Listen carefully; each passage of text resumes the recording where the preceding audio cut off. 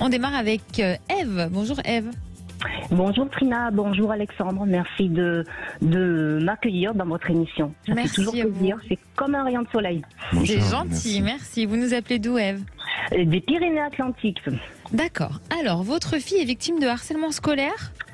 Oui, exactement. Je vous appelle parce que j'ai une fille qui est plutôt solaire, qui est plutôt gentille, polie, sensible aux autres, à l'environnement. Elle adore la nature, elle adore les chevaux et elle est toujours en train de rigoler. Et là, c'est fini depuis une petite année où elle pleure beaucoup parce qu'à l'école, elle subit des intimidations, des exclusions, du rejet, des bousculades de ses camarades de classe. La classe est scindée en groupes, un groupe dominant de filles, 15 filles, et en face et de l'autre côté il y a un petit groupe de garçons, 6, et au milieu il y a 4-5 élèves qui ne s'incluent ni dans le groupe des 15 filles, ni dans le groupe des garçons. Et ma fille fait partie de ces 4-là. Et elle vit ça très très mal parce qu'elle est exclue, rejetée, quoi. Mais qu'est-ce qu'ils lui disent exactement? Alors, ce sont des regards, les élèves, les 15 filles, elle a des visages, de la tête aux pieds, ne veulent pas qu'elle fasse partie du groupe de la classe, du groupe. Et il n'y a pas d'explication à ça. C'est plutôt un phénomène de regroupement. D'accord. Sans objet à la fin. Enfin, je veux dire, oui, sans objet à la fin. Et il critique son physique aussi? Non, pas vraiment. Non, c'est plutôt l'aspect vestimentaire ou les sujets abordés qui ne concernent pas ma fille, on va dire. Elles parlent entre elles des garçons, des bijoux. Elles sont très centrées là-dessus, ces 15-là. Et dès qu'on n'est pas centré sur ce thème, elles sont exclues, les autres, les 4 autres. D'accord. Des garçons aussi. Est-ce qu'elle a pu en parler à son école? Alors en fait, non, elle n'a pas pu en parler. Moi, elle m'en a parlé fin juin. Je n'ai rien pu faire parce que l'école fermait 2 jours après.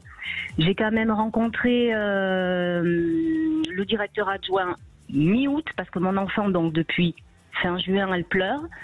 Elle me dit qu'elle veut pas rentrer à l'école. Donc j'ai rencontré la direction mi-août qui m'a dit qu'ils prenaient en note, qu'ils allaient faire quelque chose. Et là, à la rentrée, donc c'était le 1er septembre. Et quand ils sont rentrés à l'école, c'est la même classe parce que c'est la même classe, ce sont les mêmes élèves qui sont en 3e donc cette année. Et quand ils sont rentrés, elle est revenue au bord des larmes en me disant les élèves ils se sont réinstallés pareil, les 15 filles font face aux 6 garçons et nous on est 4 où on est exclus. Ça n'a rien changé. Ça n'a rien changé et en plus vendredi dernier, là, ils les ont laissés tout seuls lors d'une heure d'absence de professeur. Ils ont été tout seuls sans surveillance Voilà. Et là, elle a été prise à partie. Ils étaient 4. Ces 4 élèves, ils ont été pris à partie par des filles et des garçons en leur disant que ce groupe-là, ce petit groupe, faisait honte aux autres. D'accord. Est-ce que parmi les autres personnes qui sont visées par ce harcèlement, est-ce que certains élèves ne se laissent pas faire? Alors, non, elles se laissent, on va dire, toutes faire, entre guillemets. Elles essaient de répondre, mais moi, la mienne, par exemple, elle me dit, elles me font très peur. C'est un groupe qui est, on va dire, soudé, qui lance des mauvais regards noirs. Et elle est terrorisée, ma gamine. Est-ce que vous avez essayé, peut-être par l'intermédiaire du directeur, d'essayer d'avoir je ne vais pas dire une confrontation parce que le terme est peut-être un peu trop violent, mais avec les parents de ces élèves-là, c'est pas possible, je suppose. Ça a été l'objet du dernier mail que j'ai envoyé vendredi suite aux propos de ma fille. J'ai envoyé cet email en demandant effectivement si une confrontation avec les enfants, les parents ensemble, pouvait se faire. La réponse, c'est apparemment non, parce qu'il n'a pas répondu à ce sujet-là, on va dire ça. Il a la direction a plutôt pensé à mener d'autres actions,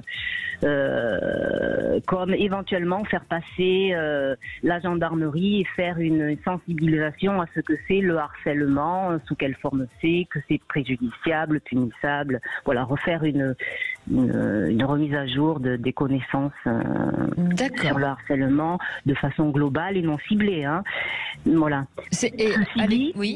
Ceci dit, quand je les ai rencontrés mi-août, il m'avait dit, pour l'expliquer la problématique, il m'avait dit qu'il ferait en sorte que les groupes ne se refassent pas à la rentrée, ce qui n'a pas été. Ce qui n'a pas été fait, oui.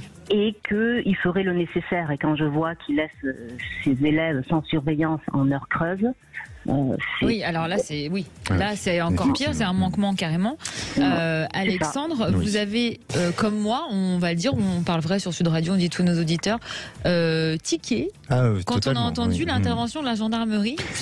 Oui, c'est assez surprenant. Voilà, c'est assez surprenant. Alors même si ça peut être une pratique, une façon de faire, mais tout au moins j'ai l'impression que, et par rapport à ce que vous témoignez, il y a quand même un souci d'encadrement au sein de cet établissement, et sans vouloir remettre en cause les fondements de la structure, mais il y a quelque chose qui semble apparaître assez suspicieux, ou en tous les cas qui me... Pas très pro. Laisser des enfants sans surveillance d'un adulte, c'est pas très pro. Voilà, exactement. Il y a quelque chose qui ne va pas.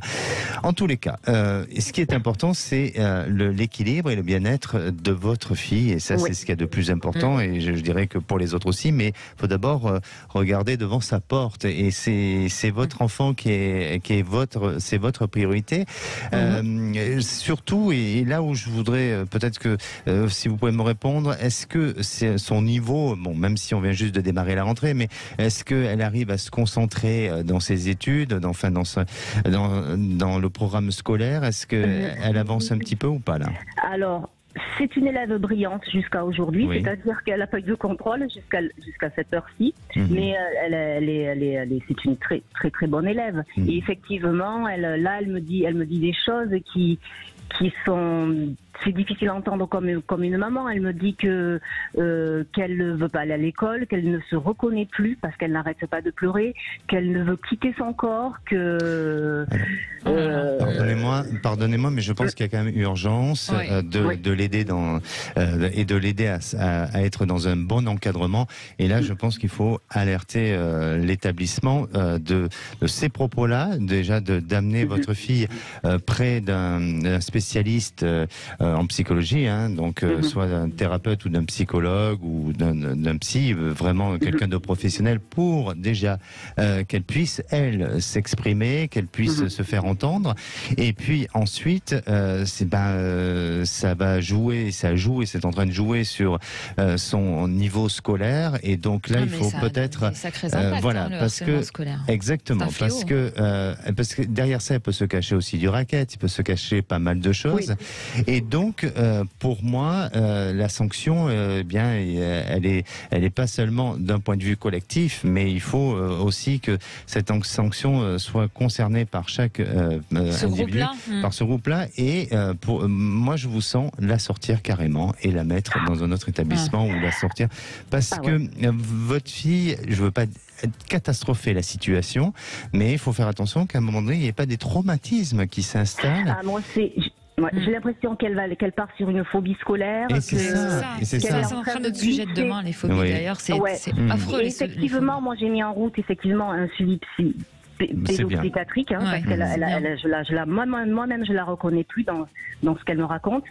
Et donc elle est suivie par un pédopsie, je la fais faire de la kinésiologie à côté, je la suis, je lui donne des fleurs de bac, je lui explique la vie, mais je vois que ça suffit pas, parce que je sais pas, ça a l'air profond, quoi. Bien sûr, bien sûr. Et même si à la limite vous demandez à ce qu'elle change de classe, il y a toujours les mêmes repères dans l'établissement. C'est-à-dire qu'au moment des récréations, voilà, il y aura toujours les groupes, il y aura toujours ça. Mais cet enfant me dit qu'elle ne veut pas partir de l'école, qu'elle a son brevet l'année prochaine, qu'elle veut le passer, et elle ne veut pas sortir de l'école. Parce que c'est le début aussi, peut-être. Oui, puis elle connaît que ça. Elle est terrorisée. Oui, et alors moi, je ne veux pas faire de mots. Je ne veux pas la la forcer non plus à quitter l'école. Enfin, je veux pas lui infliger une double punition, quoi. Ce n'est pas une punition, c'est de la protéger et c'est de faire en sorte de trouver son équilibre. En tous les cas, les propos qu'elle vous énonce ne sont pas normales et ne sont pas du tout anodins, donc il faut réagir. Et puis ensuite, l'établissement, s'ils veulent faire venir la gendarmerie, mais je trouve que la procédure est un petit peu dure et surtout que ça peut effectivement être utile, mais ça peut avoir un double tranchant. Et ça peut avoir un double tranchant et ne pas solutionner les problèmes parce qu'il y a un problème d'encadrement, ça c'est sûr. Est-ce que par hasard, Ève, vous vous êtes rapproché d'un avocat pour avoir des renseignements sur la conduite à tenir, étant donné que l'établissement ne fait rien et qu'il y a quand même peut-être mise en danger aussi d'autrui? Non, pas encore. J'ai pas pensé à. Ça vaut peut-être le coup de se renseigner ou au moins de faire une lettre recommandée avec accusé de réception pour qu'il y ait trace écrite. Pardonnez-moi, Trina, je ne veux pas vous contrarier et je veux pas non plus vous affoler. Pour vous, Ève, dans un premier temps, je pense que votre fille, ce qui est important, c'est déjà de la faire suivre psychologiquement et ensuite, avec un conseil d'orientation, de décider les choses et d'y aller d'étape en étape. Mais pour moi, la meilleure solution, c'est de l'amener vers un autre établissement où elle puisse refaire ses repères et peut-être tout simplement de faire peut-être une journée d'observation dans ce nouvel établissement pour qu'elle puisse prendre sa décision après. Voyez.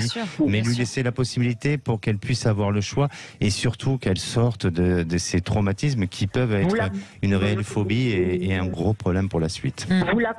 Vous la voyez capable de pouvoir sortir de son établissement parce que là, elle ferme, elle veut pas. Totalement. Pensez à votre fille, donnez-moi un nombre entre 100 et 1000, s'il vous plaît. Ok. Allez-y, sans réfléchir. 798. D'accord, parfait. Alors effectivement, il y aura une prise de décision, effectivement, il y a un changement de lieu, et effectivement, votre fille prendra ce choix-là de dire qu'elle a envie de se donner une autre chance autrement et différemment. Donc il y aura un changement qui pourra se faire. Et surtout, ce que je voudrais dire, et pardonnez-moi, ne restez pas dans une peur, accompagnez-la pour pas que vous lui véhiculez cette peur-là. Et votre fille, même s'il y a des risques, elle va s'en sortir et je ne la sens pas rester à être traumatisée sur le long terme. En tout cas, on vous remercie beaucoup vraiment pour votre témoignage. Vraiment. Merci beaucoup à vous, Trina et Alexandre, d'avoir fait les oreilles. Tenez-nous au courant de la suite. Merci. À volontiers, avec plaisir. À bientôt.